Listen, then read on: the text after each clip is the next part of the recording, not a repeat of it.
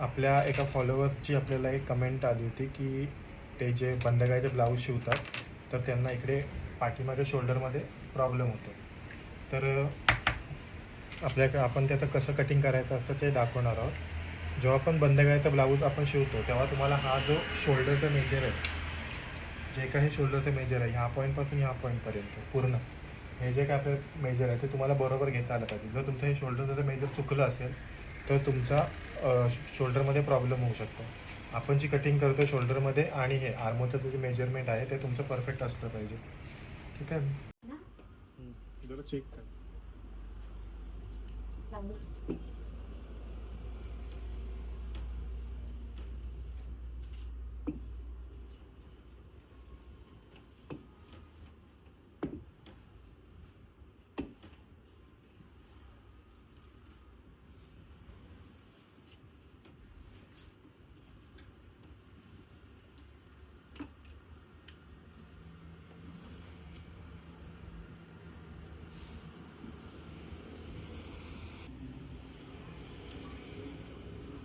ब्लाऊजची आपण या बंदगा ब्लाऊज आहे, पाटण बोटनेक आहे. तर ह्याच्यामध्ये आपण ब्लाऊजची उंची घेणार आहोत 14, शोल्डर आहे 14 आणि मुंडा आहे 17, छाती कागद छाती 37 आणि कमर 34 घेणार आहोत.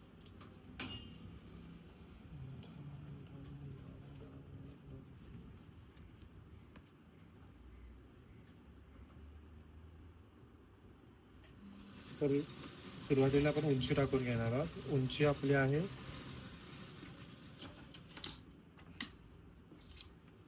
स्ट्रेट वगैरे मार्क करून घेऊया. तर आपली ब्लाऊजची उंची आहे 14. तर 14मध्ये आपल्याला 1 इंच मिळवायचं आहे. तर 14मध्ये 1 मिळालं होईल 15. 15वर मार्क करून घ्यायचं आहे.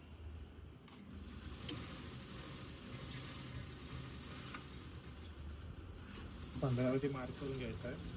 आपल्याला खालच्या साईडला अर्धा इंचावरती मार्क करायचा आहे आणि वरच्या साईडला एक अर्धा इंचावरती मार्क करून आपल्याला इथे मार्जिनची रेषा मारायची.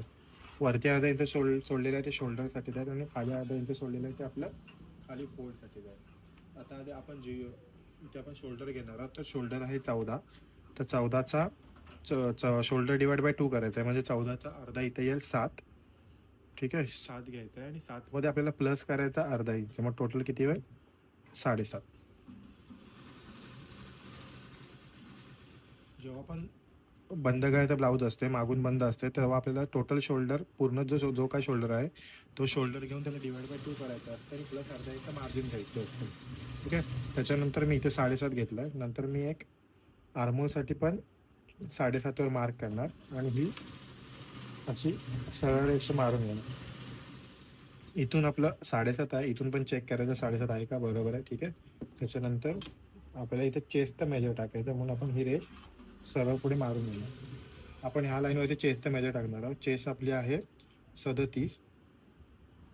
37चा मेजर टाकणार आपण इथे 9.25 आणि 2.25 इंच मार्जिन सोडणार आहोत.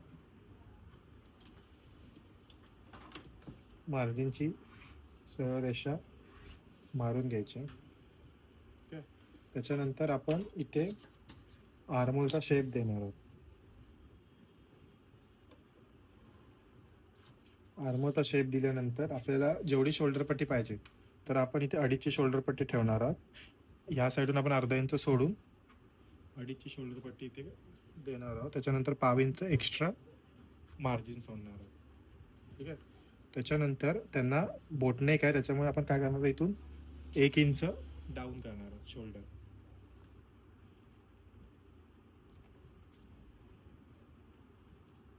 आपण काय करणार आहोत, तर 1 इंच शोल्डर डाऊन करणार आहोत आणि याला असं क्रॉस मिळवणार. आणि हे जे काही वरती एक्स्ट्रा दिसतंय ते आपल्याला काय करायचं आहे, मायनस करायचं. हे वरचं आपलं कट होणार आहे. आणि त्याच्यानंतर आपण आर्मोल चेक करणार आहोत. आर्मोल आहे 17चा, त्याच्यामुळे इथून अर्धा इंच सोडून आपल्याला काय करायचं, हा आर्मोल बरोबर असा चेक करायचा. तर इथे येतोय 16. ठीक आहे, आर्मोल चेक केला तर आपला आर्मोल किती येतोय 16 येतोय आणि आपल्याला पाहिजे 17. 17 पाहिजे तर अर्धा इंचाचा फरक आहे. म्हणून काय करायचं, ही लाईन जी आर्मोलची, ती आर्मोलची लाईन खाली घ्यायची. आर्मोलची लाईन खाली घेऊन, आर्मोलची लाईन खाली घेतल्यानंतर आपण काय करणार, इथून परत आर्मोलचा असा शेप देणार आणि परत एकदा आपण काय करणार, चेक करणार आपला आर्मोल 8.5 यायला पाहिजे. ठीक आहे, तर आपला आर्मोल 8.5 येतो.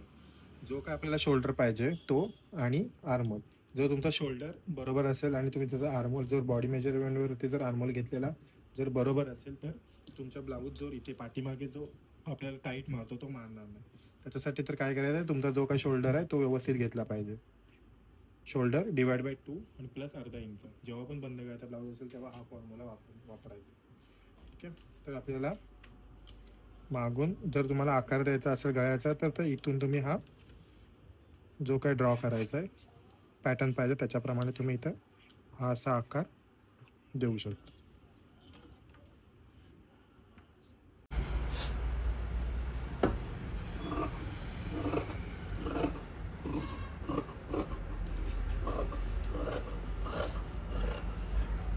खालचा मुंडा जो आपण दुसरा घेतलेला तो आपण असा कट करणार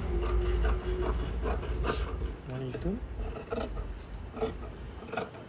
असं क्रॉस करून येणार.